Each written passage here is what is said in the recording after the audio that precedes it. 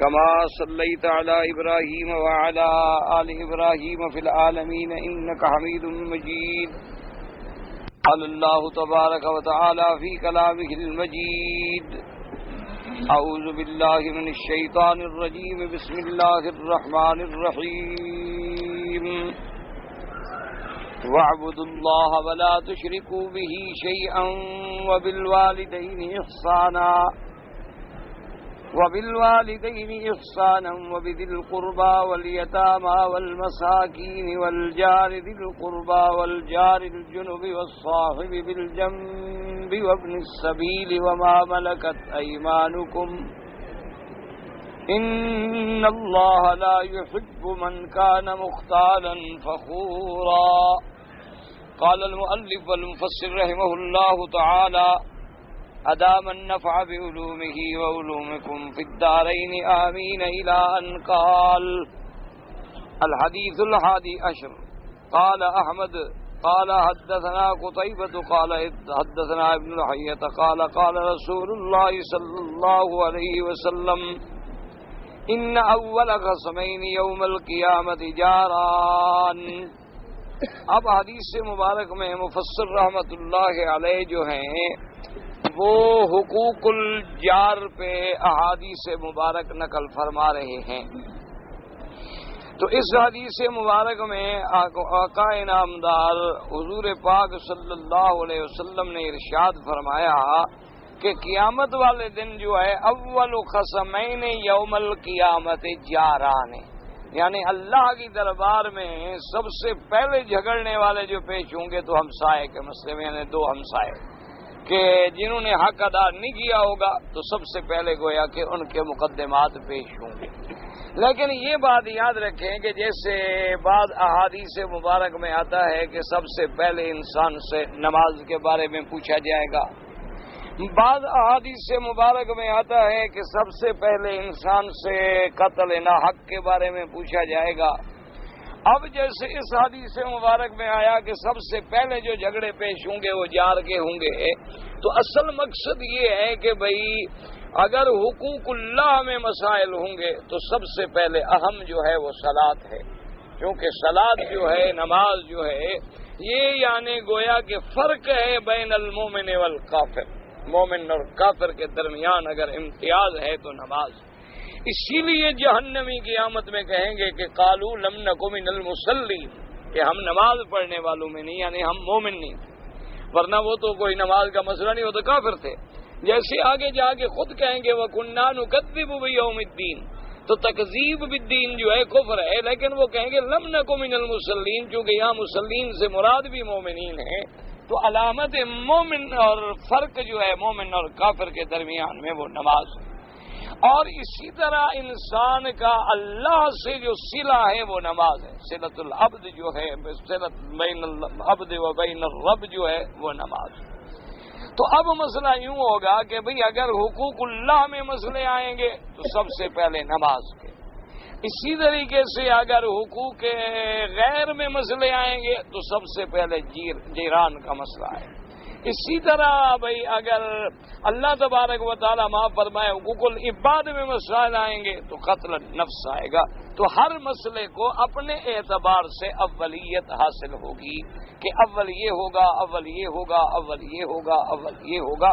تو ہر مسئلہ جو ہے وہ اپنے اپنے اعتبار سے اول ہوگا.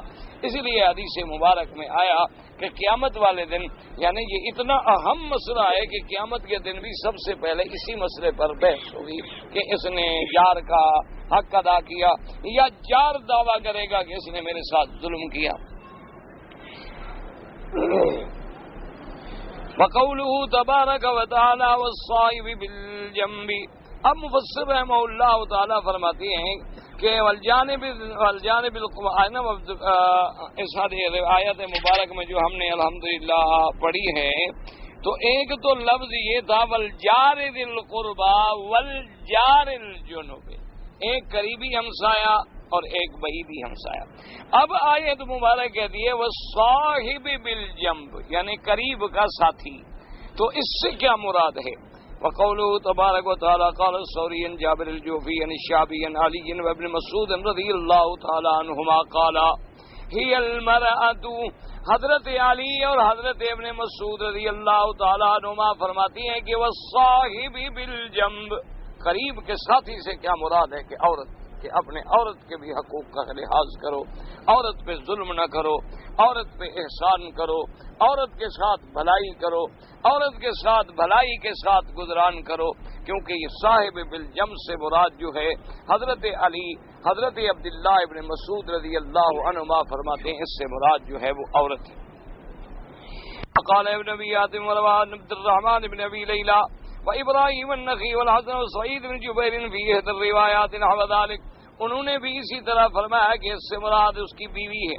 وقال ابن عباس وجماعہ، حضرت ابن عباس رضی اللہ تعالی عنہ اور دیگر صحابہ فرماتے ہیں هو الضعیف. حضرت ابن عباس فرماتے ہیں کہ والصاحب بالجنب، قریب کے ساتھی سے کیا مراد ہے کہ مہمان آیا، تھوڑی دیر کے لیے قریب ہوا، چلا گیا، یہ مہمان. کیونکہ حضرت ابن عباس رضی اللہ تعالیٰ عنہ فرماتے ہیں کہ عورتوں کے بارے میں تو اللہ نے باقاعدہ حقوق علیحدہ بیان کیے. اللہ تبارک و تعالیٰ نے عورتوں کے حقوق کے بارے میں تو باقاعدہ آیات وَلَهُنَّ مِثْلُ الَّذِي عَلَيْهِنَّ بِالْمَعْرُوفِ. اسی طریقے سے اللہ تبارک و تعالیٰ نے فرما دیا، آپ پڑھ چکے ہیں وَلِلرِّجَالِ نَصِيبٌ مِّمَّا اكْتَسَبُوا وَلِلنِّسَاءِ نَصِيبٌ مِّمَّا اكْتَسَبْنَ. اور کتنے معاملات ہیں جس میں اللہ نے عورتوں کو مسلمان مردوں کے برابر رکھا. ان المسلمین والمسلمات والمؤمنین والمؤمنات والقانتین والقانتات والصادقین والصادقات والصابرین والصابرات والخاشعین والخاشعات والحافظین لفروجہم والحافظات والذاکرین اللہ کثیرا والذاکرات. تو برابر مرتبہ دیا. تو فرماتے ہیں کہ صاحب بالجنب سے مراد جو ہے وہ مہمان ہے، کہ وہ بھی تو گویا عارضی آپ کا ساتھی ہے، آپ لے آئے اپنے ساتھ بٹھایا. تو اللہ تبارک و تعالیٰ نے مہمان کا بھی بہت بڑا حق رکھا ہے کہ اگر کوئی مہمان آئے تو جو آپ کے گھر میں اللہ نے توفیق دی ہے تو 3 دن کے لیے مہمانی ہوتی ہے، یاد رکھیں. یعنی کوئی بھی گھر میں مہمان آئے تو 3 دن اس کا حق کے ضیافت ہے کہ جو آپ کے گھر میں ہے آپ اس کو پیش کریں. 3 دن کے بعد اب آپ پر کوئی حقوق نہیں. اور اسی طریقے سے یہ بھی ضروری نہیں ہوتا کہ مہمان کے لیے آپ تکلفات میں مبتلا ہو جائیں، اس کا اسلام حکم نہیں دیتا. اسلام یہ کہتا ہے کہ جو ما حضر ہے، جو تمہارے گھر میں موجود ہے وہ مقدم کرو، پیش کرو، خوشی کے ساتھ، محبت کے ساتھ. اور سیدنا ابراہیم علیہ الصلاۃ والتسلیم، اللہ کے کروڑوں صلاۃ والسلام ہوں حضرت خلیل اللہ پہ. آپ کا تو ایسا اللہ نے طبیعت میں کمال رکھا تھا کہ وہ مہمان کا انتظار فرماتے تھے، اور اگر مہمان نہ آئے تو کھانا تناول بھی نہ فرماتے. بلکہ بعض روایات مبارک میں ہے کہ کبھی کبھی تو آپ 2-2 3-3 میل سفر کر کے باہر چلے جاتے کہ کوئی راستے میں ملے تو مہمان بنا کے لے آؤں. اگر مہمان مل جاتا تو کھانا کھاتے، ورنہ روزے کی نیت کر لیتے کہ چلو مہمان نہیں ہے تو میں نے کیا کھانا. تو یہ سیدنا ابراہیم علیہ الصلاۃ والتسلیم کی شان ہے. اس لیے اللہ نے بطور خاص قرآن میں ذکر فرمایا کہ حل اتاک حدیث ضیف ابراہیم المکرمین، کہ میرے مدنی صلی اللہ علیہ وسلم کیا آپ کو خبر پہنچی ہے جو ابراہیم علیہ السلام کے ساتھ بڑی عزت والے مہمان آئے تھے. تو حالانکہ وہ فرشتے تھے، لیکن سیدنا ابراہیم علیہ السلام نے اپنی کرم، اپنی سخاوت اور اپنی طبیعت ثانیہ کے مطابق فوراً آپ وہاں سے تشریف لے گئے اور اسی وقت ایک بچڑا تیار کیا، ذبح کیا، بھونا اور بھون کے سامنے رکھ دیا. فقربہ الیہم، لے کے آئے کہ جناب کھائیں. تو مہمان نوازی جو ہے یہ بھی بہت بڑا اللہ کا انعام ہے. اور یہ بھی یاد رکھیں مہمان جو ہیں یہ اللہ کی رحمت ہوتی ہے، اور مہمان بھی کسی گھر میں اگر آتا ہے تو یہ اللہ کا انعام ہے کہ اس نے آپ کے گھر میں کسی کو بھیجا ہے، آپ کو موقع دیا ہے کہ آپ اس کی خدمت کریں. اور یہ بھی یاد رکھیں کہ جس دانے پر اللہ نے جس بندے کی مہر لگائی ہے وہ تو اسی نے کھانا ہے، کوئی اور تو کھا نہیں سکتا. لہذا اگر ہم بخل بھی کریں، بخیل بھی بنے تو فائدہ کیا ملے گا؟ جو چیز ہم نے نہیں کھانی کسی اور نے کھانی ہے، اس پر مہر لگی ہوئی ہے، وہ کوئی اور کھا ہی نہیں سکتا، اسی کو اللہ تبارک و تعالیٰ پہنچائیں گے. اسی لیے آتا ہے نا کہ رزق جو ہے گویا موت، اور رزق جو ہے گویا بندے کو ڈھونڈتے ہیں. موت بھی نہیں چھوڑتی، جہاں لکھا ہے پہنچے گی. اور جو اللہ نے تیرا رزق لکھا ہے وہ بھی تمہیں ملے گا. سوال پیدا نہیں ہوتا کہ کوئی دنیا کی طاقت اس کو روک سکے. اگر اللہ نے نہیں لکھا ہے تو پھر کوئی دے بھی نہیں سکتا. اس لیے مہمان نوازی کرنا. اسی طرح دیکھیں کہ سیدنا موسیٰ علیہ السلام اور خضر علیہ السلام کے بارے میں جو اللہ نے قرآن میں ذکر کیا ہے تو آج تک اس انطاکیہ بستی کے بارے میں پڑھا جاتا ہے کہ فَأَبَوْا أَن يُضَيِّفُوهُمَا، کہ وہ ایسے بستی والے نالائق تھے کہ انہوں نے مہمان نوازی بھی نہ کی. کہ حضرت موسیٰ علیہ السلام حضرت خضر علیہ السلام جیسے مہمان ہیں لیکن انہوں نے انکار کر دیا کہ ہمارے پاس کھانا وانا کوئی نہیں. تو اس لیے اور اسی طرح اس صحابی کے بارے میں دیکھیں وَيُؤْثِرُونَ عَلَىٰ أَنفُسِهِمْ وَلَوْ كَانَ بِهِمْ خَصَاصَةٌ. تو میرے آقا سرکار مدینہ صلی اللہ علیہ وسلم کی یہ عادت مبارک تھی کہ رات کو آپ کے پاس جو مسکین جمع ہو جاتے تو حضور فرماتے بھی تم میں کون ہے جو آج میں محمد مدنی کے مہمان کو گھر لے جائے. تو جس صحابی کے پاس کوئی طاقت ہوتی کوئی ایک لے جاتا، کوئی دو لے جاتا، کوئی تین لے جاتا. کوئی بیچارے بالکل جن کے پاس کچھ بھی نہیں وہ چپ کر کے چلے جاتے کہ لے جو جائیں تو آخر ان کو کیا پیش کریں.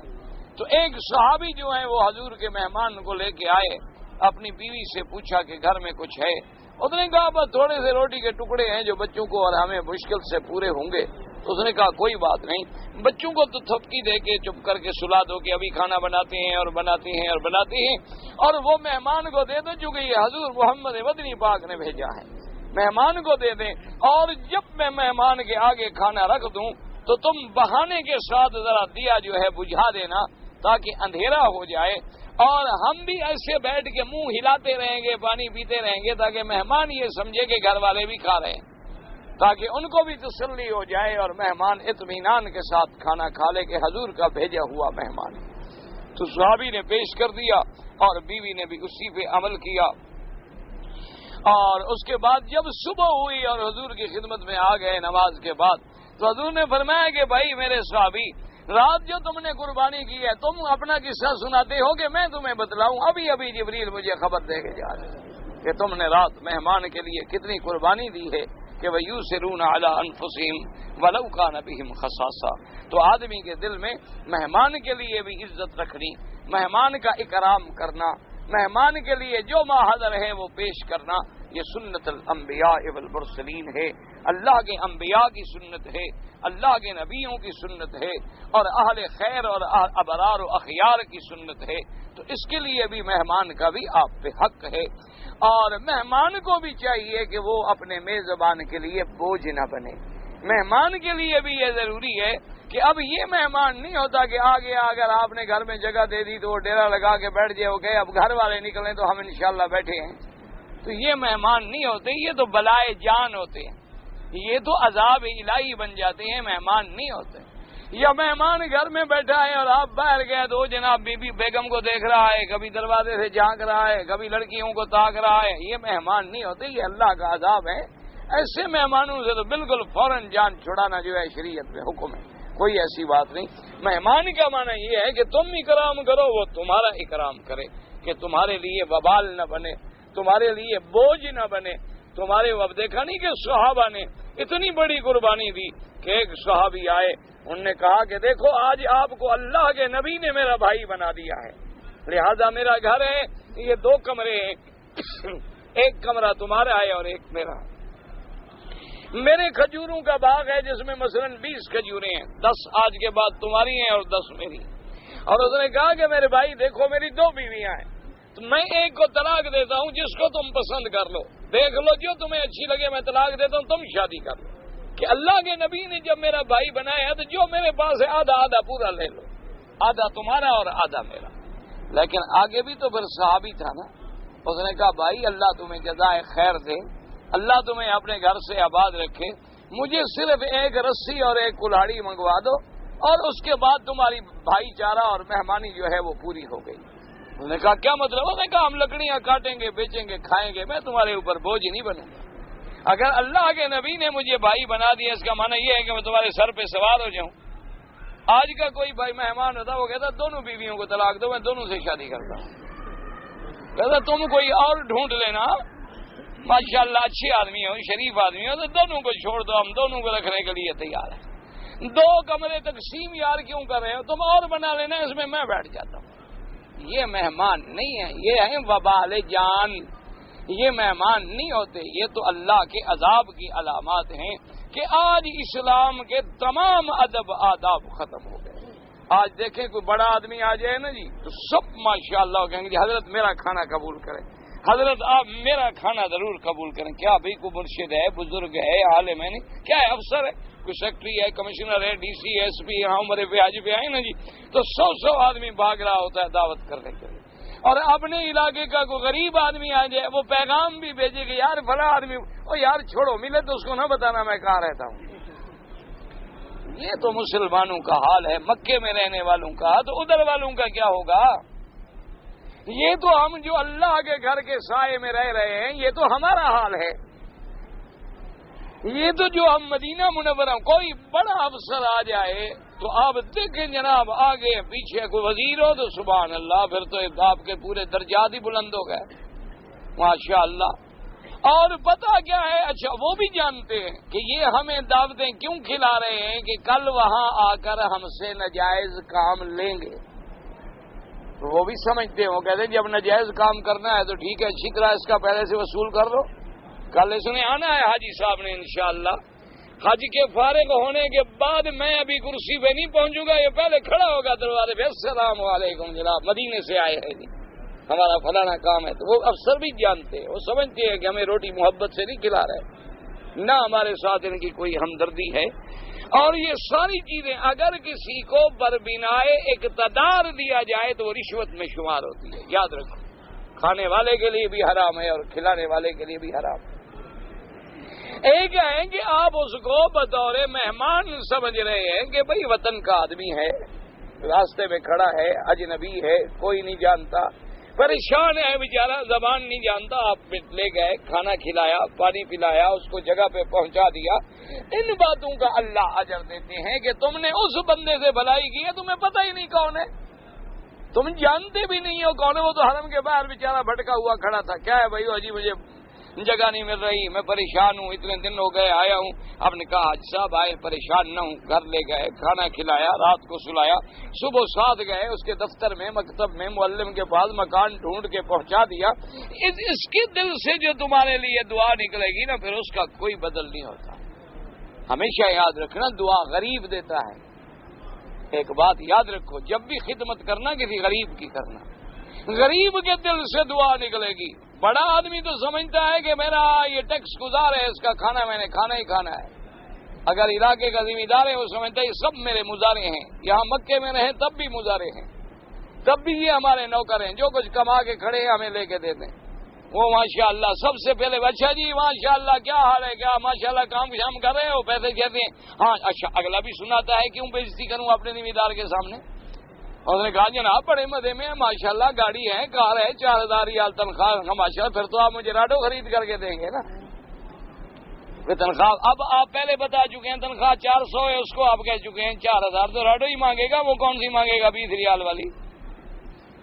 یہ مہمانی نہیں ہے، یاد رکھنا، یہ بالکل دینے والا بھی حرام دے رہا ہے، لینے والا بھی حرام کھا ہے۔ مہمان وہ ہیں جو اللہ کے لیے مہمان ہو، الحب فی اللہ والبغض للہ، محبت ہو تو اللہ کے لیے ہو اور بغض ہو تو اللہ کے لیے۔ کوئی معذور ہے، نابینا ہے، ٹھکر دھکے کھا رہا ہے، آپ نے پکڑ لیا، اس کو منزل پہ پہنچا دیا، اللہ اسی پہ راضی ہو جاتا۔ وہ تو اتنا بڑا کریم ہے کہ کتے کو پانی ڈالو تو زنا معاف کر دے۔ وہ تو اتنا بڑا کریم ہے کہ آپ نے اگر کسی جانور پہ بھی رحم کر دیا تو اللہ تم پہ رحم کر دے، آپ نے کسی پرندے پہ رحم کر دیا اللہ تم پہ رحم کر دے۔ وہ تو رحمت حق بہا نمی جویت، بہا نمی جویت، اللہ کی رحمت جو ہے وہ بدلہ نہیں ہو تو بہانا ہوئے کچھ کرو میری رحمت آ جائے۔ اس لیے فرماتی ہیں کہ اس سے مراد مہمان ہے۔ وقال ابن عباس و مجاہد و اکرمۃ و قتادہ هو الرفیق فی السفر، انہوں نے فرمایا کہ وہ صاحب بالجمع سے مراد ہے کہ رستے کا کوئی ساتھی، جہاز میں ساتھی بن گیا، ٹرین میں ساتھی بن گیا، آپ مدینہ منورہ جا رہے ہیں، بس میں آپ کی سیٹ کے قریب بیٹھ گیا، تو یہ بھی آپ کا، اس کا بھی آپ پر حق ہے کہ آپ اس کو بھی رستے میں آرام پہنچائیں، اس کو بھی رستے میں آپ پریشان نہ کریں۔ ایسا نہ ہو کہ ماشاءاللہ وہ بیچارہ مولوی ہے یا کوئی ویسے ہے سگریٹ پینے والا نہیں، اور آپ ماشاءاللہ انجن بنے ہوئے ہیں سگریٹ کا، اب وہ غریب سیٹ چھوڑ کے کہاں جائے، اور اس کے باپ کی سیٹ تو ہے نہیں کدھر بدل لے، اب وہ مجبور ہے، بیٹھے ہوئے حضرت بیٹھے ہوئے سگریٹ سے سگریٹ جلا رہے۔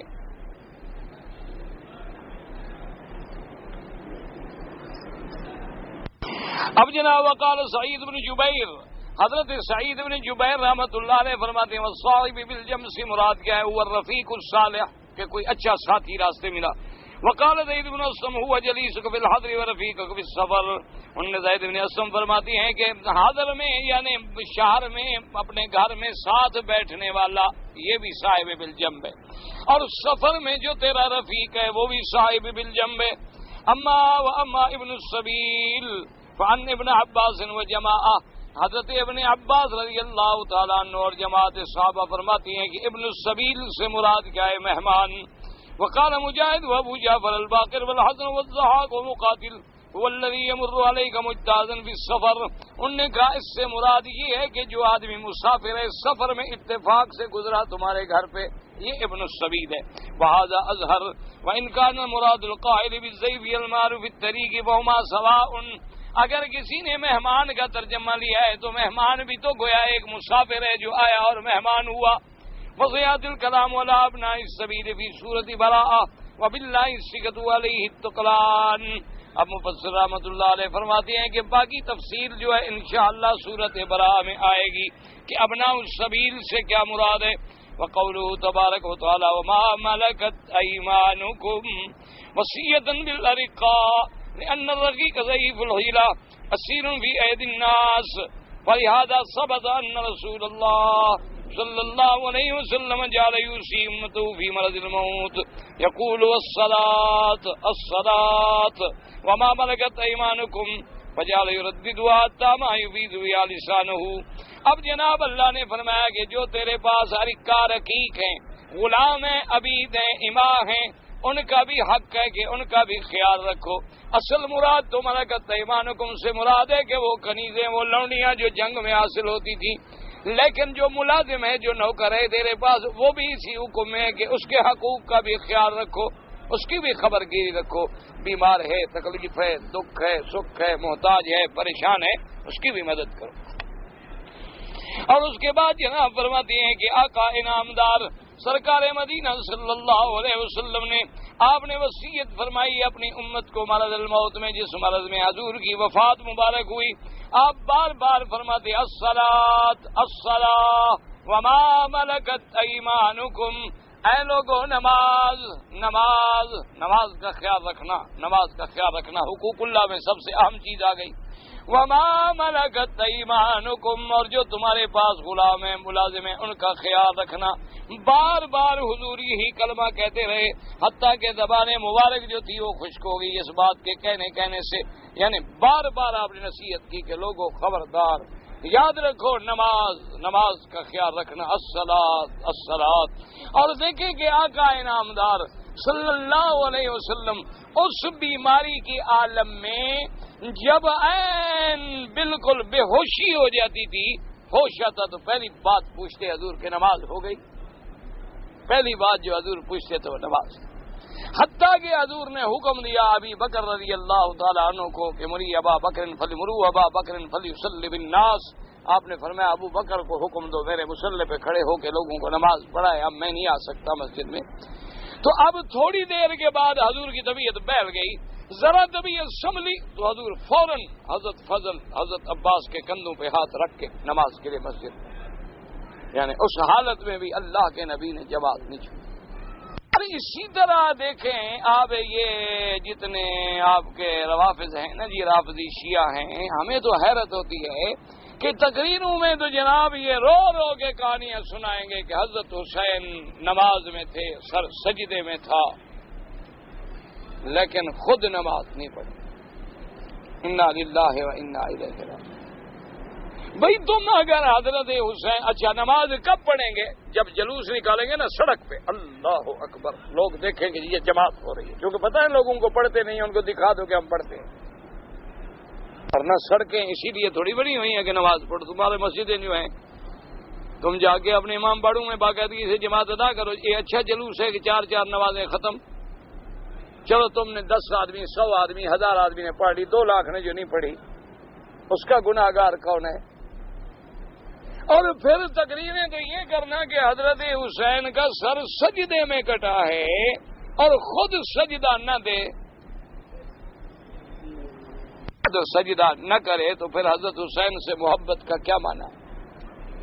اسی طرح دیکھیں آپ کہ وہ کتنا بڑا بدبخت اور شقی ہے. دعا کریں اللہ کسی کو شقی نہ بنائے کہ حرم کے باہر کھڑے رہتے ہیں، نماز نہیں پڑھتے، اذان سن رہے ہیں، قرات سن رہے ہیں، حرم کے باہر کھڑے ہیں، نماز نہیں. کتنے لوگ ہیں آپ دیکھیں رمضان شریف میں حج میں بستہ لگانے کے لیے کھڑے ہیں کہ میری جگہ نہ چلی جائے، نماز چھوڑ دے، اور جب بستے لگائیں گے ساری سڑک پہ بیٹھ جائیں گے، پھر آگے کوئی ڈنڈے سختی کرے گا، کہیں گے یہ لوگ یہ بڑی سختی کریں. اللہ کے بندے تم نے سڑک روک دی ہے، دونوں راستے تم نے بند کر دیے ہیں، اتنی جگہ بچی ہے، عورتیں مرد مل جل کے رگڑے کھا کھا کے گزر رہے ہیں، تم خود عذاب بن کے بیٹھے ہو. تو لازمی بات ہے کوئی آدمی آئے گا تمہیں روکے گا، منع کرے گا، سختی کرے. اور ایک دکاندار ہے بیچارہ، اس نے 2 لاکھ کرایہ دیا ہوا ہے، تم نے اس کے دروازے پہ بستہ لگا لیا، وہ کہاں جائے غریب؟ یہ کون سا بستہ ہے بھائی؟ یہ تو استغلال ہے اور ظلم ہے. اس نے دکان کا کرایہ بھی تو نکالنا ہوتا ہے نا. تم ایسی جگہ بیٹھو کسی دوسرے کے لیے تکلیف نہ بنے، راستہ نہ رکے، اللہ تمہیں بھی رزق دے گا، اللہ اسے بھی رزق دے گا، جو تیرے مقدر میں ہے تمہیں ملے گا، جو تیرے مقدر میں نہیں ہے وہ نہیں ملے گا.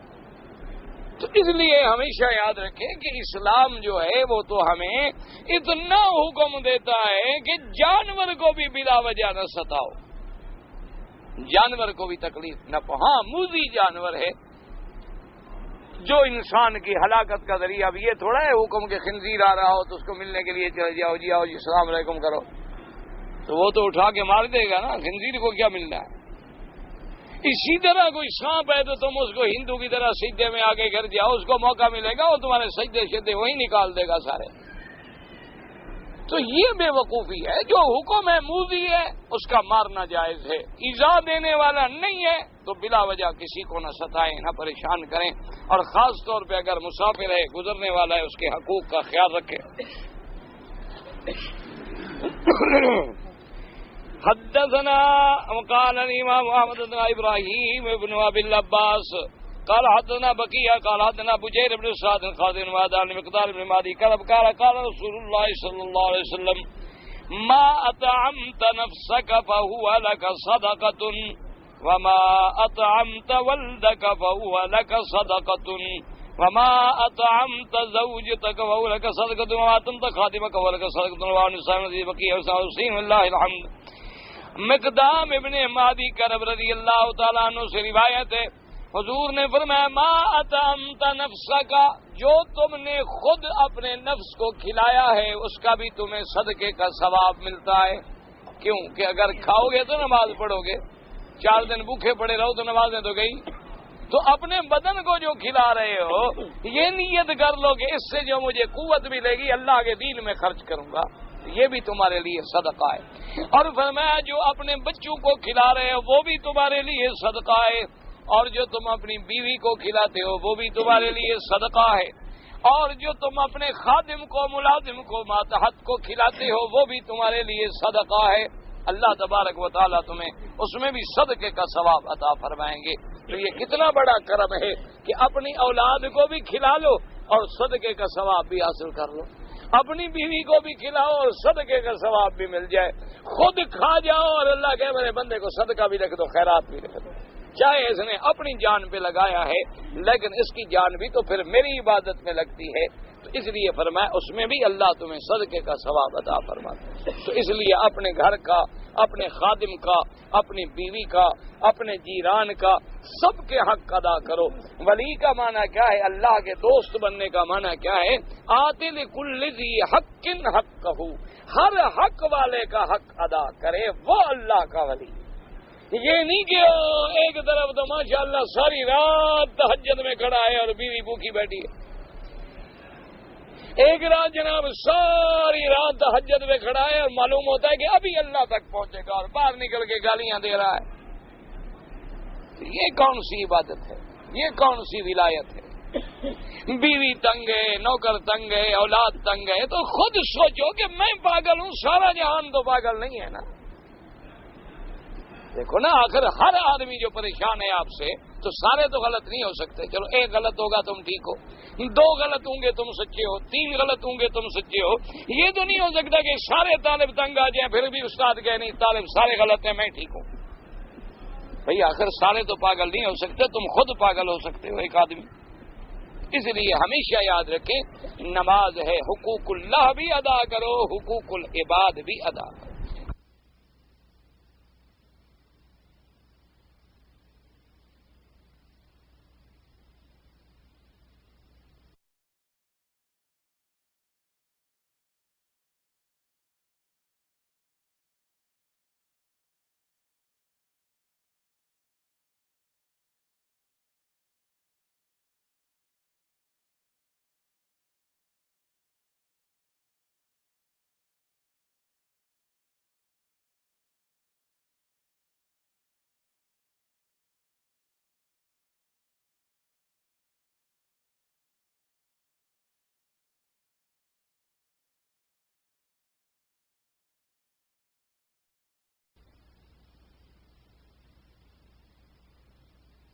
میں تم میں اچھا وہ ہے جو اپنے گھر والوں کے لیے اچھا ہے۔ اگر آدمی اپنے گھر والوں کے لیے اچھا نہیں تو وہ خیر نہیں ہے۔ حضور صلی اللہ علیہ وسلم نے فرمایا کہ خیارکم خیارکم لأہلہ، فرمایا سب سے بہتر تم میں سے وہ ہے جو اپنے اہل والوں کے لیے بہتر ہے۔ اسی لیے دیکھیں کہ میرے اللہ کے نبی پر جب وحی اتری ہے تو سب سے پہلی گواہ بی بی خدیجہ ہے۔ حضور جب وحی آئی ہے غار حرا سے اترنے کے بعد سیدنا ابو بکر کے گھر میں تشریف لے جاتے۔ سیدنا ابو بکر سے تو پہلے سے تعلق ہے، اور کسی کے گھر میں چلو، ابھی طالب بھی تو آپ کے چچا ہیں، بڑے مہربان ہیں، ان کے گھر میں چلے جاتے، لیکن سیدہ خدیجہ کے گھر میں آئے کہ حکمت مولا یہ تھی کہ سب سے پہلی شہادت دینے والی محمد مدنی کی بیوی بنے، کیونکہ بیوی کو پتا ہوتا ہے کہ میرا شوہر کیا ہے۔ لوگوں کے سامنے تو ہم مولوی صاحب ہیں نا، اب آپ کے سامنے تو ماشاءاللہ ہم پہنچے ہوئے ہیں، باقی آسمان سے 2-3 گز فاصلہ رہ گیا ہے۔ اصل پتہ تو گھر والوں کو ہوتا ہے نا کہ مولوی صاحب کا گھر میں کیا حال ہے، بیوی کے ساتھ کیسا ہے، بچوں کے ساتھ کیسا ہے، اولاد کے ساتھ کیسا ہے، ہمسائے کے ساتھ کیسا ہے، جیران کے ساتھ کیسا ہے۔ حضرت عمر رضی اللہ تعالیٰ عنہ نے ایک آدمی سے پوچھا کہ تم اس کو جانتے ہو؟ تو اس نے کہا جی ہاں میں جانتا ہوں۔ آپ نے فرمایا حل سافر تماؤ، تم نے اس کے ساتھ کبھی سفر کیا ہے؟ تو اس نے کہا کہ نہیں۔ آپ نے فرمایا کبھی وہ تمہارا مہمان یا ہمسایہ رہا ہے؟ اس نے کہا کہ آپ نے پھر کیسے تم جانتے ہو؟ آدمی تو تب کھلتا ہے نا کہ جب ذرا سفر میں کٹھے چلو، 8-10 دن کٹھے گزرے، راستے میں تھوڑا بہت بھی رگڑا لگے، پھر پتہ لگے گا کہ مولوی صاحب کتنے پڑے ہوئے ہیں۔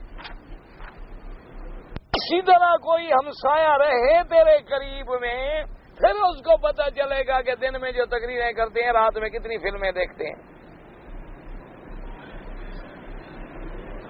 جو خلوت میں روندہ کار دیگر میں کنن، کہ جب علیحدہ ہوتے ہیں تو پھر اسی لیے بڑے بڑے بزرگوں نے لکھا ہے کہ مولویوں کو تقریر سنا کرو اور تقریر کے وقت میں دیکھا کرو، اس کے بعد ان کو ملو بھی نہ، اس لیے کہ ان سے دور رہو تمہیں ہدایت ہوگی، جب ان کے قریب جاؤ گے ان کے گند دیکھو گے تو تمہیں کیا ہدایت ہوگی۔ اس لیے ہمیشہ یاد رکھیں ایسے ولی بننا آسان نہیں۔ ولایت کا معنی صرف یہ نہیں ہوتا کہ سبز پگڑی گلے میں ڈال کے بیٹھ جاؤ تسبیح لے کے ولی بن گئے، ایسے ہو تو کل ہم بھی 2-3 تھان لے لیتے ہیں ماشاءاللہ۔ ایسے نہیں بنتے سبز کپڑے پہن کے جنتی بن گئے، ایسے ہوتا تو ساری دنیا سبز کپڑے لے کے جنتی بن جاتی۔ نہ کپڑے شپڑے کچھ کام نہیں آتے ہیں، وہاں تو فیصلے دل کے ہوتے ہیں کہ اللہ دلوں کو دیکھتے ہیں۔ اَيَنظُرُ إِلَىٰ صُوَرِكُمْ، تمہاری شکلوں کو نہیں دیکھتے، تمہارے عمل کو دیکھتے ہیں کہ تمہارا عمل کیا ہے۔ ساری رات نفل پڑھو، ایک بندے کی غیبت کر دو، ساری عبادت ختم، کیونکہ تم کبیرہ گناہ میں مبتلا ہو گئے۔ اور غیبت کیا ہوتی ہے کہ اس بندے میں وہ عیب ہے اور تم بتا رہے ہو، اگر اس میں عیب نہ ہو اور بتلاؤ تو وہ تو بہتان ہے۔ اس لیے یاد رکھو، صرف یہ نہ سمجھا کرو ہم 40 سال سے مکے میں رہتے ہیں، ذرا غور کر کے دامن ڈھانپا بھی کرو کہ 40 سال میں ہم نے کیا کیا منہ کالا کیا ہے۔ ذرا گریبان میں بیٹھ کے علیحدہ رات کو، جب کوئی نہ ہو اللہ کے سوا، کوئی نہ ہو تو بس بیٹھ کے ذرا غور کیا کرو کہ ہم نے یہاں رہ کے خود کیا کیا کیا۔ اپنے نفس کا محاسبہ کرو، حاسبوا قبل ان تحاسبوا، یعنی حساب آنے سے پہلے ذرا حساب۔ دیکھو نا، وہ آدمی آڈٹ میں بڑا کامیاب ہوتا ہے کہ جون آنے والا ہے، حساب ہوگا، مئی کی 15 کو حساب اپنے بالکل صاف کر کے کلیئر کر کے رکھ دیا۔ آڈیٹر آیا، اس نے مانگا، اس نے کہا یہ لو واؤچر لاؤ، یہ لو فائل لاؤ، یہ لاؤ کیش بک لاؤ، یہ لاؤ، پتہ ہے میرا حساب صاف ہے، مجھے کیا کر سکتے ہیں۔ اس لیے سب سے بڑی ضرورت ہے کہ 24 گھنٹے میں کوئی 10 منٹ تو ایسے نکالو نا کہ ذرا علیحدہ بیٹھ گیا، غور کر لیا کہ آج میں نے کیا کیا،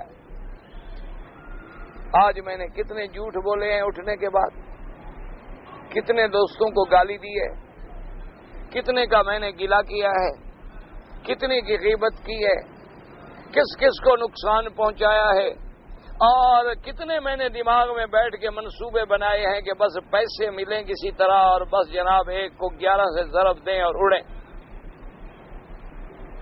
ذرا روز کا سوچ لیا کرو نا، انشاءاللہ تو 10-15 دن میں حالات اللہ کی رحمت سے ٹھیک ہو جائے۔ اصل حکم یہی ہوتا ہے، اصل یہ جو بزرگ تھے نا کہ مراقبہ کرو، مراقبہ وہ یہی ہوتا ہے کہ بھئی اپنے نفس میں غور کرو کہ میں کر کیا رہا ہوں، میں کدھر جا رہا ہوں، اور جو میں کر رہا ہوں میرا رب دیکھ رہا ہے یا نہیں، میرے فرشتے لکھ رہے ہیں یا نہیں، گواہ تو میرے کندھے پہ موجود بیٹھے ہوئے ہیں، دور سے آنے کی ضرورت ہی نہیں، اور جس عدالت میں پیشی لگنی ہے وہ دیکھ رہا ہے۔ یہ نہیں کہ دنیا کا مجسٹریٹ ہے، جیسی گواہی آئے گی فیصلہ کر دے گا، جیسا تفتیشی افسر لکھ دے گا فیصلہ کر دے گا، وہ تو علیم بذات الصدور ہے، علام الغیوب ہے، یعلم خائنۃ الاعین وما تخفی الصدور۔ فرمایا جب تم جا رہے ہوتے ہو نا اور تم ذرا آنکھ یوں بچا کے کسی عورت کو دیکھتے ہو تو میں تیری آنکھیں پھرتی ہوئی بھی دیکھ رہا ہوں۔ تمہاری جب آنکھ پھری ہے نا کہ وہ طالبوں کو بھی شک نہ ہو اور میں ادھر دیکھ لوں، اللہ فرما دے میں تو دیکھ رہا ہوں، طالبوں کو پتہ لگے نہ لگے مجھے تو پتہ ہے نا۔ آپ یہاں سے چلتے ہیں ماشاءاللہ اور دیکھا کہ آگے نوجوان عورت جا رہی ہے، ذرا قدم تیز اٹھیں کہ ذرا ایک جھلک دیکھ لوں، اللہ فرماتا ہے تیرے قدم تیز اٹھنے کو بھی میں دیکھ رہا ہوں، اٹھے۔ اور کہیں کہیں ایسا ہوتا ہے کہ پیچھے ایک عورت آ رہی ہے، تیز جا رہے ہو تو پھر ذرا زمزم پینے کے بہانے ٹھہر کے، اللہ فرماتا ہے ان بہانوں کو بھی میں جانتا ہوں کہ تم کیوں ٹھہرے ہو کہ وہ ذرا آ جائے دیکھ لوں، چاہے آگے اپنی ماں بھی ہو۔ نہیں، عاشق کا کیا ہے جی، ماں ہو بہن ہو، عاشق کا کمال ہے دیکھنا۔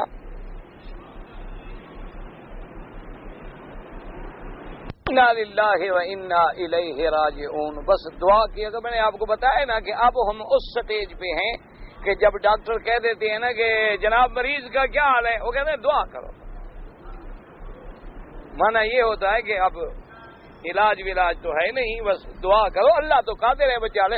اس لیے اب ہم سب کا حال وہاں ہے کہ بس دعا کرو، باقی بچا کچا کچھ نہیں، اندر باہر سب فارغ ہے، نہ مولوی بچا ہے، نہ پیر بچا ہے، نہ مزدور بچا ہے، نہ سرمایہ دار بچا ہے۔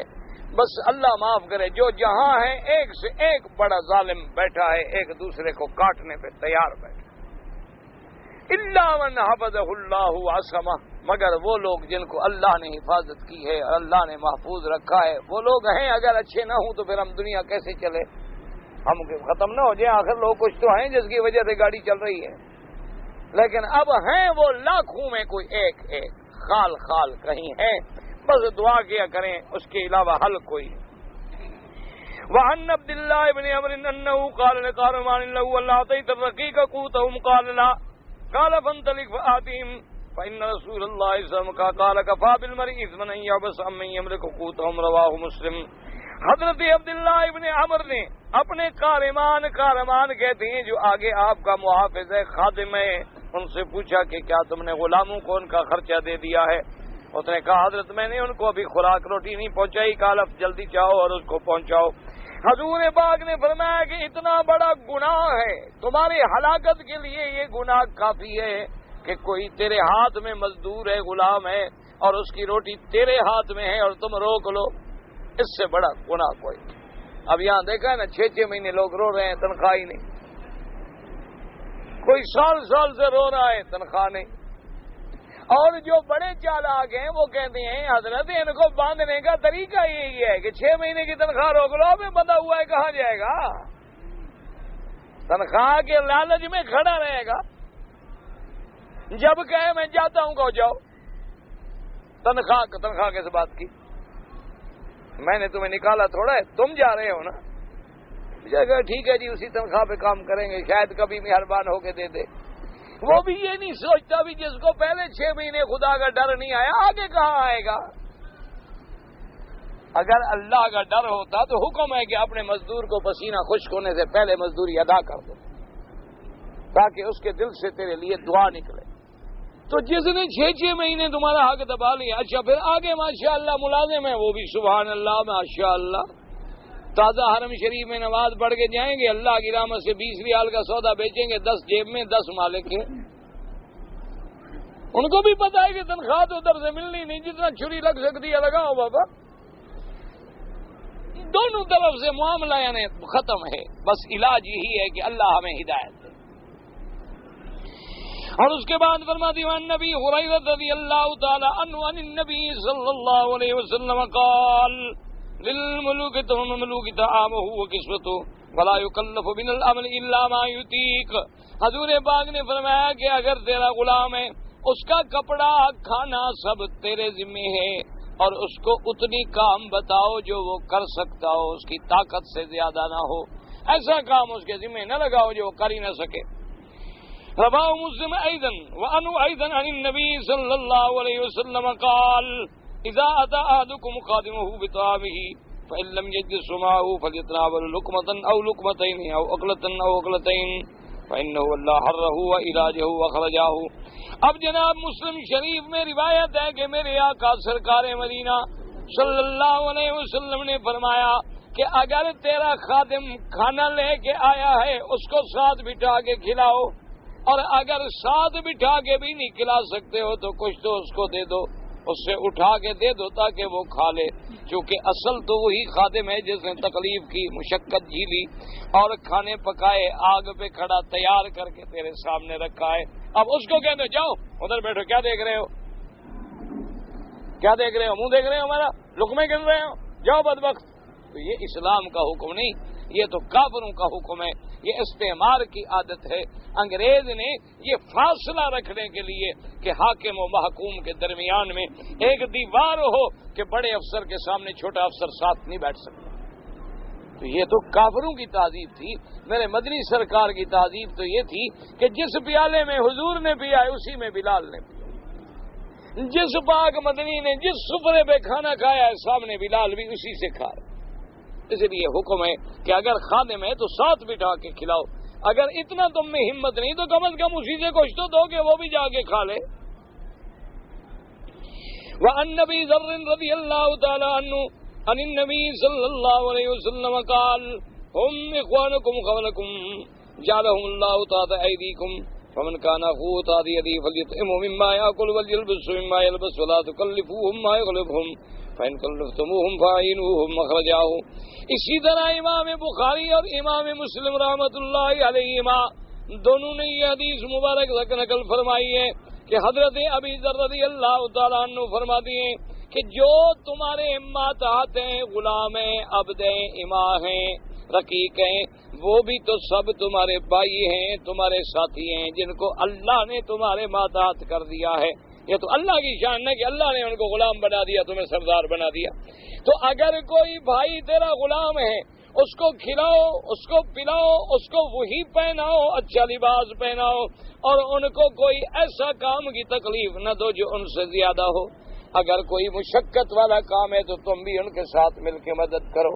کوئی ایسی بوجھ والی چیز اگر اٹھاؤ جی، وہ نہیں اٹھا سکتا غریب، تو تم بھی ساتھ پکڑ لو، تم بھی ساتھ اس کی اعانت کر لو، مدد کر لو تاکہ تکلیف نہ ہو۔ وَقَوْلُهُ تَبَارَكَ وَتَعَالَى إِنَّ اللَّهَ لَا يُحِبُّ مَنْ كَانَ مُخْتَالًا فَخُورًا أي مختالا في نفسه معجبا متکبرا فخورا علی الناس۔ اللہ تبارک و تعالی نہیں پسند فرماتے، نہیں محبوب رکھتے مختال کو اور فخور۔ مختال مانا اپنے آپ کو بڑا سمجھنے والا، اپنے نفس میں بڑائی کرنے والا اور لوگوں پہ بڑائی کا اظہار کرنے والا، اور یہ سمجھتا ہے انہ خیر من وفی نفسہ کبیر، کہ میں ان سب لوگوں سے زیادہ بہتر ہوں اور میں بڑا ہوں۔ وَهُوَ عِندَ اللَّهِ حَقِيرٌ وَعِندَ النَّاسِ بَغِيضٌ، حالانکہ اللہ کے نزدیک وہ بندہ حقیر ہے اور لوگوں کے اندر اس کا بغض ہے، لوگوں کے اندر مبغوض ہے۔ قال مجاہد فی قولی ان اللہ لا يحب من کان مختالا یعنی متکبرا، اللہ کسی تکبر کرنے والے کو، شیخی کرنے والے کو پسند نہیں فرماتے۔ فخورا یعنی بعد ما آتا وهو لا یشکر اللہ تعالی، فخر کرنے والا کسی کو کچھ دے دے تو ہم نے یہ دیا ہے جی، ہم اتنا دیتے ہیں جی، ہم یہ کرتے ہیں جی، اللہ پسند نہیں کرتے۔ یعنی یفخر علی الناس بما آتاہ اللہ من نعمہ وهو قلیل الشکر للہ علی ذلک، اللہ کا شکر ادا نہیں کرتا بلکہ اگر کسی کو کچھ دے دے تو پھر اظہار کرتا ہے۔ وقال ابن جریر حدثنی القاسم قال حدثنا حسین قال حدثنا محمد بن کثیر عن عبد اللہ بن واقد النبی رجاء الحروی قال لا تجد السیء الملک الا وجدت مختالا فخورا، انہوں نے فرمایا تم کسی ایسے آدمی کو، برے خلق والے کو، برے عادات والے کو نہیں دیکھو گے کہ مگر اس میں تکبر بھی ہوگا، شیخی بگارنے والا بھی ہوگا، چونکہ اصل میں دو کیفیتیں ہوتی ہیں نا، ایک ہوتا ہے چال ڈھال میں اکڑ دکھانا، ایک ہوتا ہے کہ زبانی کلامی بھی شیخی مارنے کے ہم ایسے اور ہم ایسے اور ہم ایسے۔ وَتَلَا قَوْلُهُ تَعَالَى وَمَا مَلَكَتْ أَيْمَانُكُمْ وَلَا آقًا إِلَّا وَجَدتُّهُ جَبَّارًا شَقِيًّا، اور فرماتے ہیں وہ لوگ جو اپنی والدین جن کو آگ کر چکے ہیں، محروم کر چکے، ان کو بھی ہم نے دیکھا کہ وہ بھی بڑے بدبخت ثابت ہوتی ہیں، بڑے جبار ہوتی ہیں۔ وَتَلَا قَوْلُهُ تَعَالَى وَبَرًّا بِوَالِدَتِي وَلَمْ يَجْعَلْنِي جَبَّارًا شَقِيًّا، کہ میں اپنے والدین سے بھلائی کرنے والا ہوں، اللہ نے مجھے جبار اور بدبخت نہیں بنایا۔ فروا ابن ابی حاتم من عوام حوشم سوق المختال الفخور وقال حدثنا ابي قال حدثنا ابو نعيم عن الاسود بن شيبان قال حدثنا يزيد بن عبد الله بن الشخير قال قال مطرف كان يبلغني عن ابي ذر رضي الله تعالى عنه حديث كنت اشتهي لقاءه ولقيته فقلت يا ابا ذر رضي الله تعالى عنه بلغني انك تزعم ان رسول الله قال ان الله يحب الثلاثه ويبغض الثلاثه وقال اجل، یہ فرماتے ہیں کہ میری تمنا تھی کہ مجھے حضرت ابی ذر رضی اللہ تعالیٰ عنہ سے ملاقات ہو جائے تاکہ میں ملاقات میں ان سے حدیث پوچھوں۔ فرماتی ہیں کہ مجھے ملاقات ہو گئی اور میں نے کہا کہ حضرت مجھے پہنچی ہے یہ بات کہ آپ نے حضور کی یہ حدیث بیان کی ہے کہ اللہ 3 بندوں کو پسند فرماتے ہیں اور 3 بندوں کو اللہ ناپسند فرماتے ہیں۔ انہوں نے کہا ہاں میں نے بیان کی ہے۔ فلا اقل کا، ہائے تیرا کوئی بات، یہ محاوراتی کلمہ ہے، بد دعا نہیں ہوتی۔ اکذب علی خلیلی ثلاثا، کیا میں 3 باتوں میں حضور پہ جھوٹ بول سکتا ہوں؟ قلت من الثلاثة الذین یبغض اللہ، وہ 3 کون ہیں جن کو اللہ تبارک و تعالی مبغوض سمجھتے ہیں؟ قال المختال الفخور، شیخی بگارنے والا، تکبر کرنے والا۔ این ستدون عندکم فی کتاب اللہ المنزل ثم قرأ هذه الآیة ان اللہ لا يحب من كان مختالا فخورا۔ وحدثني ابي قال حدثنا موسى بن اسماعيل قال حدثنا وهيب بن خالد ابي تميمة رجل من بني الجهيم قال قلت يا رسول الله اوصني قال اياك واسبال الازار فان اسبال الازار من المخيل وان الله لا يحب المخيل۔ ایک صحابی ہے، میں نے وہ کہتی ہے کہ میں نے آقا کی خدمت میں عرض کیا کہ یا رسول اللہ صلی اللہ علیہ وسلم مجھے کوئی وصیت فرمائیں۔ آپ نے فرمایا خبردار چادر کو نیچے زمین پہ ڈال کے، چادر کرتا اتنا لمبا کہ زمین پہ چل رہا ہے ایسا نہ چلنا، کیونکہ یہ متکبروں کی علامت ہے، یہ تکبر والوں کی علامت ہے، بڑائی بگارنے والوں کی علامت ہے۔ اس لیے اپنا کپڑا جو ہے کم از کم نصف پنڈلی تک ہو، ورنہ زیادہ سے زیادہ بھی ہو تو گٹے سے اوپر ہو، اس سے نیچے مرد کا کپڑا جو ہے وہ جہنم کی علامت ہے اور تکبر و افتخار کی علامت ہے۔ اللہ تبارک و تعالی محفوظ فرمائے۔ اور آج ایک اچھا، اور عورت کے لیے حکم ہے کہ اس کا کپڑا نیچے ہو، حتیٰ کہ زمین پہ بھی گھسے تاکہ اس کا پاؤں بھی کسی کو نظر نہ آئے۔ لیکن ہم نے بھی پوری مخالفت کی ہے حضور پاک کی. اب مردوں کے کپڑے نیچے ہو رہے ہیں، عورتوں کے اوپر جا رہے ہیں، پتہ نہیں کہاں تک پہنچتے ہیں. انا للہ و انا الیہ راجعون. مرد دیکھیں نا جی ماشاءاللہ سلوار کا پینچا جو ہے وہ جوتے کے اندر ہوگا، یہ اس کے بڑے ہونے کی علامت. اور چلیں گے تو جوتے کا پورا جوتا جو ہے وہ سلوار کے پینچے میں چھپا ہوا ہے مردوں کا، اور عورتوں کا نعوذ باللہ ثم نعوذ باللہ وہ منی سکرٹ پہ آ گئی. اللہ تبارک و تعالی آپ کو مجھے سب کو ہدایت ہے. کہتے جی کہ حجر اسود کو استلام کرنے کے لیے، بھائی حجر اسود کا سب سے پہلی بات تو یہ ہے کہ اگر آپ کو اللہ موقع دے تو حجر اسود کو بوسہ دیں. اور بوسہ دینے کا بھی یہ طریقہ نہیں جو باہر لاگ لگی ہوئی ہے یا چاندی کا خول چڑھا ہوا ہے اس کو بوسہ دے دیا، نہیں، جو اندر چھوٹے چھوٹے پتھر ہیں وہ حجر اسود، اس کو بوسہ دینے کی کوشش کریں. اور بوسہ بھی اتنی ادب سے دیں کہ آواز پیدا نہ ہو. یہ ہمارے بعد آدمی بوسہ دیتے ہیں نا ٹاخ کر کے کہ دو آدمی پیچھے والے بھی سن لیں، یہ بوسہ نہیں ہوتا، یہ تو بے ادبی ہے. آرام سے ہاتھ رکھیں اور بوسہ دیں ادب کے ساتھ کہ یہ وہ جگہ ہے جہاں بوسہ دیا حضرت محمد الرسول اللہ صلی اللہ علیہ وسلم. اگر بوسے کا موقع نہ ملے تو ہاتھ لگا لیں اور ہاتھ کو چوم لیں. اگر یہ موقع بھی نہ ملے تو پھر حجر اسود کے پاس آ کے کھڑے ہوں ایک سیکنڈ کے لیے، رخ اسی طرف کر کے دونوں ہاتھوں سے بسم اللہ اللہ اکبر یہ تصور کر کے کہ گویا دونوں ہاتھ میں رکھ رہا ہوں اور بوسہ دے رہا ہوں. اور اس کے بعد ان کے چومنے کے بارے میں افضل یہ ہے کہ ہاتھ نہ لگے تو نہ چوما جائے. گو بعض علماء چومنے کی اجازت دیتے ہیں کہ بھی اس کے قائم مقام ہے. اچھا اگر تم نے ایک ہاتھ سے بھی اشارہ کر لیا تو جائز ہے، دونوں ہاتھوں سے اشارہ کر لیا تب بھی جائز ہے. اور عورت کو کندھوں سے زیادہ اوپر ہاتھ نہیں اٹھانا چاہیے، مرد نے اوپر اٹھا لیے تو کوئی حرج نہیں. اس لیے بہرحال بوسہ دیں، ہاتھ لگائیں، اشارہ کریں، سب میں اللہ نے آسانی رکھی ہے، جو موقع ملے وہ کر لیں. اب سجدہ سہو جو ہے اس میں ائمہ کرام کا اختلاف ہے. بعض ائمہ کرام فرماتے ہیں کہ سلام کرنے سے پہلے سجدہ سہو کر کے پھر سلام پھر، اور بعض ائمہ فرماتے ہیں کہ سلام کر کے، چونکہ ایک سلام کے ساتھ بھی نماز پوری ہو جاتی ہے نا، ایک سلام کر کے پھر سجدہ سہو کرے، پھر بیٹھے اور پھر دونوں طرف سلام کرے. اصل میں وجہ یہ ہے کہ بعض حدیث مبارک میں پہلا سجدے کا طریقہ بھی آیا ہے اور دوسرا بھی آیا ہے، اور بعض احادیث مبارک میں یہ مفہوم ہوتا ہے کہ نماز میں زیادتی ہوئی ہے یا کمی ہوئی ہے، تو کمی اور زیادتی میں بھی فرق آیا ہے.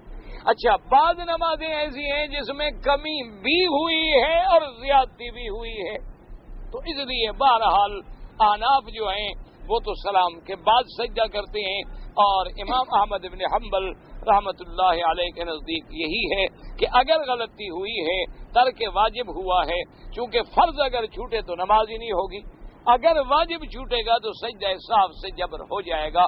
وہ فرماتے ہیں کہ امام بیٹھے ہوئے اس کے بعد جو ہے اللہ اکبر دوبارہ سجدہ سہو کر لے اور اس کے بعد سلام کرے. تو بہر صورت دونوں کے پاس حدیث ہے. اللہ پاک سب پہ اپنی رحمت اور کرم فرمائیں اور عمل کرنے کی توفیق دیں. کہتا ہے جی کہ میری ایک بوڑھی ماں ہے، میرے بچوں کے ساتھ رہتی ہے. میری بیوی جو ہے ہمیشہ میری ماں سے جھگڑتی ہے، اور میں نے بیوی کو بڑا سمجھایا ہے تو بیوی نہیں مانتی. اصل میں تمہاری ماں بیچاری نوکر جو بنی ہوئی ہے بچوں کی، ماں کو تم علیحدہ مکان دے کے رکھ لو، خرچ بھی دو اور بیوی کو بچوں کی بھی خدمت کر، سب کو ٹھیک کر، عقل آ جائے گا انشاءاللہ. اس کو تو مفت میں گھر میں ایک نوکرانی ملی ہوئی ہے نا کہ بچوں کا کام بھی کر رہی ہے، بچوں کو سنبھال رہی ہے. اب وہ لڑے نہیں تو کیا کرے، فارغ ٹائم میں کیا کرے. آخر بھئی جب آدمی فارغ ہو تو کیا کرے، فارغ انسان کا دماغ جو ہے شیطان کا کارخانہ ہوتا ہے. جب فارغ ہیں تو پھر آپ نے کچھ تو کرنا ہے نا، یا تو پھر اللہ دین کی طرف لگا دے کہ فارغ ہیں قرآن پڑھیں، فارغ ہیں دین پڑھیں، فارغ ہیں تفسیر دیکھیں، حدیث دیکھیں، طواف کریں، حرم میں آ جائیں، یا تو اللہ اپنے دل جو ہے وہ اپنے دین کی طرف پھیر دے. ورنہ ایک آدمی فارغ جو گھر میں بیٹھا ہے، بہرحال ماں کے حقوق بہت زیادہ ہیں، ماں کو راضی کرو، بیوی اور مل جائے گی لیکن ماں اور نہیں ملے گی۔ ایک بات یاد رکھو، بیوی اگر چلی بھی گئی تو کیا ہے، آج کل بیویوں کی کمی ہے، پیسے ہوں تو مل جاتی ہیں، پیسے نہ ہوں تو پھر مشکل ہے، کہتے ہوں تو پھر 4 10 جتنا مرضی ڈھونڈو ملتی، 1 ڈھونڈو 1000 ملتی، اور ماں جو ہے وہ پیسوں سے بھی نہیں ملتی۔ بس وہ تو وہی ماں ہے نا جس نے ہمیں جینا تھا، پیدا کیا تھا۔ ماں کو ہر حق ہر لحاظ میں راضی کرو، چاہے بیوی کو چھوڑنا پڑے، گھر سے نکالنا پڑے، لیکن ماں راضی ہو۔ ابھی تو خیر مجھے یاد نہیں ہے جی کہ 10ویں حدیث جو ہے تو یہ جار کے حقوق کا لحاظ رکھنا بھی تو امانت کے ساتھ وفاداری ہے نا۔ جو امانتیں ہیں آپ نے امانت رکھی، میں نے محفوظ کی، تو ہمسایہ بھی تو اللہ نے ہمیں امانت دیا ہے کہ اس کے ہم حق ادا کریں۔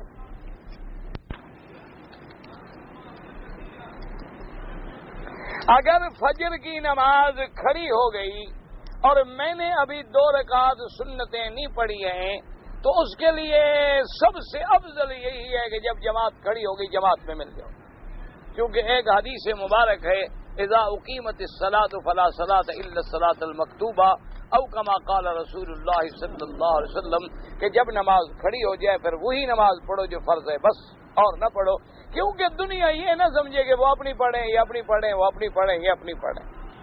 اور جب جماعت ختم ہو جائے تو اٹھ کے 2 رکعت سنت پڑھ لو فوراً، یا سورج نکلنے کے بعد، چونکہ فجر کی 2 رکعتیں حضور کو بڑی محبوب ہیں اس لیے ان کو کبھی چھوڑا نہ کریں۔ اگر نہیں پڑھ سکے بعد میں پڑھ لو لیکن چھوڑو نہیں۔ یہ ایسی 2 رکعتیں حضور نے فرمایا خیر من الدنیا وما فیہا، کہ ساری دنیا اور اس کے اندر جو کچھ ہے وہ مجھے مل جائے، اس سے یہ 2 رکعتیں زیادہ بہتر ہیں۔ تو اس لیے، اور ایک یہ ہے کہ آپ نماز پڑھ رہے تھے، نماز کھڑی ہو گئی، آپ کو تسلی ہے انشاءاللہ کہ میں ابھی جماعت میں شامل ہو جاتا ہوں، پھر پوری کر لیں۔ بار صورت اگر بالکل شروع کر رہے ہیں تو پھر نماز میں ملیں۔